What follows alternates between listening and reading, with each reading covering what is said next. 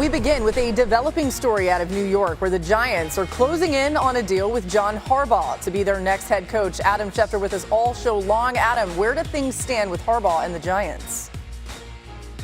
Laura, this deal is going to get done, and John Harbaugh is going to be the next head coach of the New York Giants, following in the footsteps of men like Bill Parcells, Dan Reeves, Tom Coughlin, with the Giants hoping for similar results. And from the moment that the Baltimore Ravens fired John Harbaugh 9 days ago, the New York Giants were on the prowl. They went after him as much and as aggressively as any team in the league, pulling out all the stops. On Sunday, one of the Giants owners, the younger brother of John Mara, Chris Mara, spent the day with John Harbaugh at his home in the Maryland area.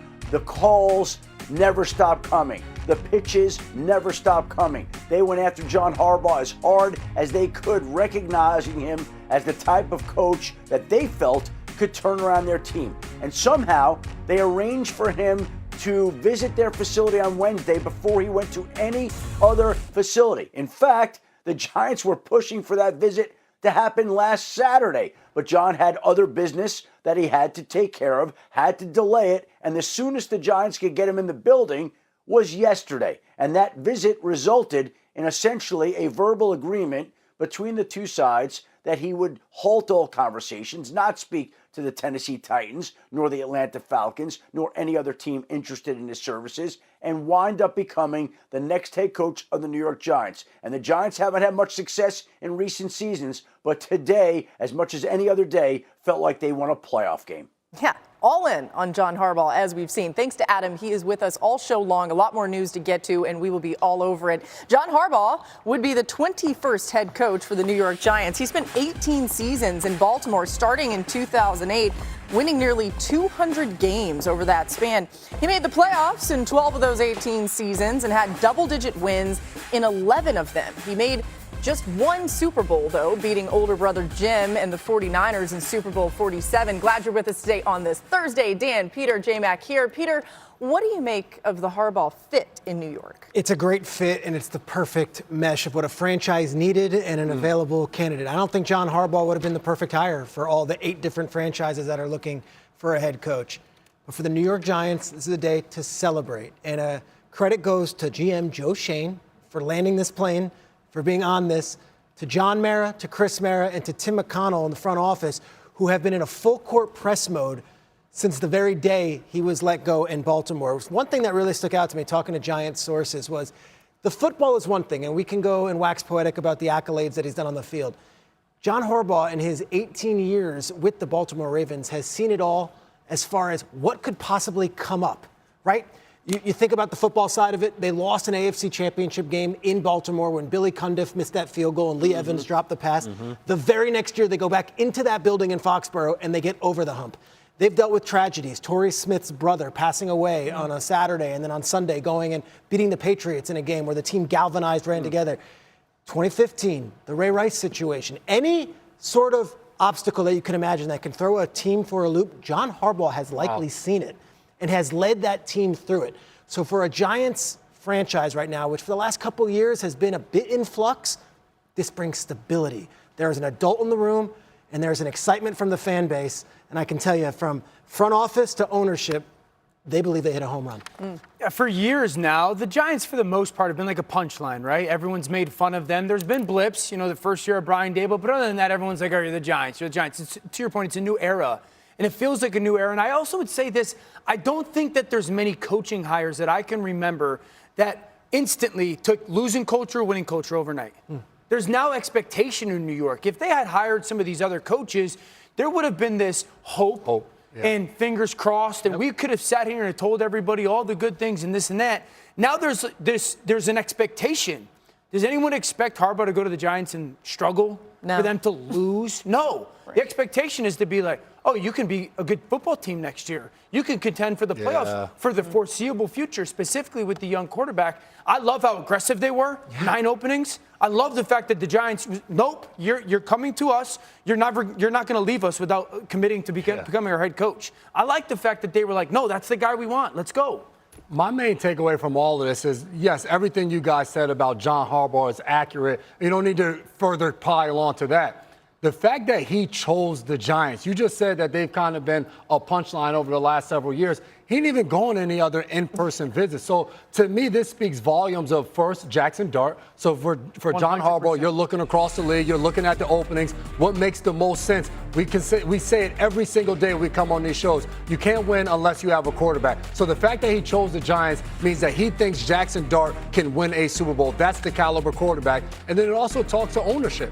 For him to believe in the Giants and not go on those visits, right. he met with this group that Striggs you just named, and he said, you know what, this is the place, and this is where I need to be, and this is where I feel like I can win. So to me, this speaks volumes. If I'm a fan of the New York Giants, as much of a mess as been the last several years, we're doing something right. Absolutely. Yeah, we also heard yesterday that Jackson Dart was in the meeting with John Harbaugh, and you wonder how much that factored into this decision. Had to mean something positive. But, Adam, I'm curious about what you're hearing, potential coordinators that would come along with Harbaugh to the Giants.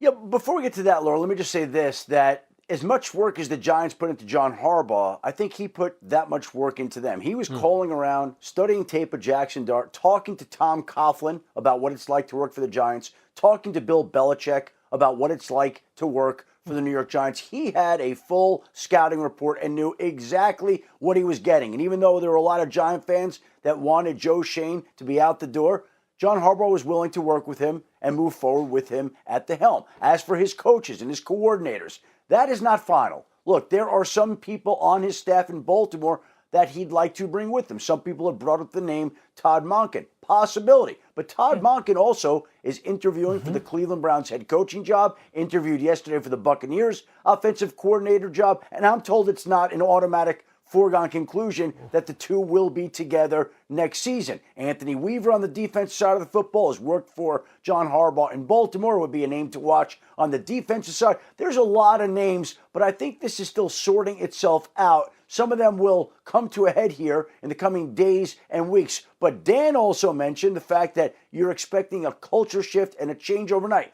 What the Giants are looking for and expecting really is what Mike Vrabel did for New England over the last year. Mike Vrabel came into a franchise that was in last place with top picks every year in recent years, and all of a sudden, lo and behold, the Patriots win the division and are the number 2 seed this year in the AFC, and a lot of that is because of their new head coach, and the Giants are looking for similar results. You know why Adam Schefter's really good? Because this morning, everyone online said, oh, well, Todd Monken's coming with him, Todd Monken's coming with him, and I had very good sources saying Todd Monken's still interviewing for the Cleveland job and can very well get the Cleveland head coaching job. That's how well he interviewed his first round of interviews with them. So don't just put Todd Monken there because it seems everyone on Twitter said so. I'm going to give you a lot of names, but these are some of the names that you will be heard linked to the Giants as coordinator jobs, and all of them are noteworthy. You could go Monken if he doesn't get that Cleveland job, or he opts not to go to Tampa where he's worked before and loved working there. Mike Kafka was there last year. They love him in the building. As an interim coach, he did a good job with those young guys. Everyone's talking about Schillhouse. Kingsbury's a possibility. Tommy Reese. Charlie Bullen was the interim defensive coordinator last year. They loved him in that building. Jonathan Gannon, Anthony Weaver, Zach Orr, Jim Schwartz if he's not with Cleveland or elsewhere. And of course, their names can go even more. But I would be very careful without the rest of the head coaching hires being done, putting anybody on the staff yet. That is how coveted a guy like Monken will be. That is how coveted a guy like Weaver will be. Be patient. If you're a Giants fan, enjoy Harbaugh. We'll fill the rest of the staff out as it go. I get the be patient thing. If I'm the Mara family, if I'm Joe Schoen, and you're Coach Harbaugh, and you don't get Todd Monken, you better know that you're going to get somebody that's number 2 on your list. That better have been a conversation. Wait, so really fast, you think Monken's the best fit for Jackson Dart? If out of those people, and really the guys that we've seen tied to Harbaugh, yes. If I could pick one, it would be Monken. Yeah. If he's not going to get Monken, you better be pretty dead set on knowing who your number 2 guy is. Because as much as I love and have a great amount of respect for Coach Harbaugh, how much Dart progresses and develops will really determine if this is as good as we expect it to be or not. If I could handpick the guy, it'd be Schillhouse or Tommy Reese. Those would be my next 1, 2, because the youth, the understanding of the game, the attachment to McVay and that tree, that would be huge for me. The detractors to the Harbaugh hire, and there are some around the league who whisper everyone wants to knife everyone in the back, is that here's a man in his 60s who does not call plays on either side. So, yes, you get stability, you get that. But to your point, I think the OC hire with Jackson Dart is obviously Harbaugh is the name, but who's Jackson Dart's coach moving forward? Because we don't want to have 9 coordinators in 9 years with this guy. And I know we got to go really quickly, but he mentioned Mike Vrabel. Josh McDaniels was who he hired. Somebody that's been a rock star as an offensive coordinator. Yeah, Adam, you're hearing these names that we're throwing around. How realistic? What do you hear about where they may go, specifically at the OC job? I think that's a little bit more important here. I think one of the least talked about storylines in the NFL right now, we're talking about the 8 openings that exist at head coach after John Harbaugh officially fills that Giants job. I think one of the least talked about storylines that hangs out there that even impacts the head coach hiring cycle is the number and quality of offensive coordinator openings out there right now. Take a look at this. Right now, we have the Philadelphia Eagles. We have the Tampa Bay Buccaneers. We have the Detroit Lions. We have the Los Angeles Chargers. We have the New York Giants, all looking for offensive coordinators. Quarterbacks. There are some incredible jobs out there. And there are going to be people that would rather have one of those offensive coordinator jobs than some of those head coaching jobs, which is going to disrupt some of the hiring in this particular cycle. Great point. It's such a great point. I mean, when you mention Philly in that, you think about it, the offensive coordinators that have been there, Shane Steichen was the offensive coordinator. He became a head coach. Kellen Moore was the offensive coordinator. He became a head coach. The fact that the Chargers have an opening and Justin Herbert is their quarterback, there are going to be guys, when you mention Harbaugh picking his OC.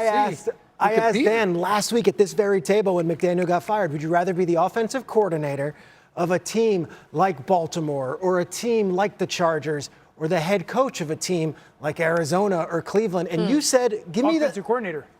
Absolutely. If you told me I can go be the offensive coordinator of Detroit or Baltimore or be a head coach, and I want to be respectful, head coaching opportunities, but if I'm a Mike McDaniel and I got the chance to go be the offensive coordinator, let's say in Baltimore or Detroit, or a head coach maybe in Arizona where there's a lot of question marks at quarterback, or Cleveland, man, I think I'm going to be thinking long and hard about being the offensive coordinator at those other 2 places. Give me that head coaching gig, man. They pay a lot of money. I know they do. To go to those, you got to play the long game. Go to those league meetings, get that free swag. I'm telling you, man. Adam, go ahead. Mike will be happy. Well, Dan keeps putting his name in the ring for the Lions offensive coordinator job. He's done it once again today. So we know that he wants that job. He's made that very, very clear. I love Detroit. Okay. He's made that very, very clear. But let me just also say that some of those offensive coordinator openings are absolute launching pads to NFL head coaching jobs next year. So if you feel like one of these jobs might not be right for you this year, the surest way to one of those jobs is working in a great organization with a great quarterback where you're probably going to win games. And if you're winning games with a great quarterback, then you're going to be at the front of the line in the head coaching cycle next year. Adam, I know what's going on here. Dan wants a head coaching job. This OC just gave him job the is not. Guys, I can't even coach my kids' team. Dan, really? Okay. In all Only as good as seriousness, the player. Go to commercial. no. You're only It's as good as it's the a hard players? no. Go to commercial. Oh, well, okay. Adam, breaking news.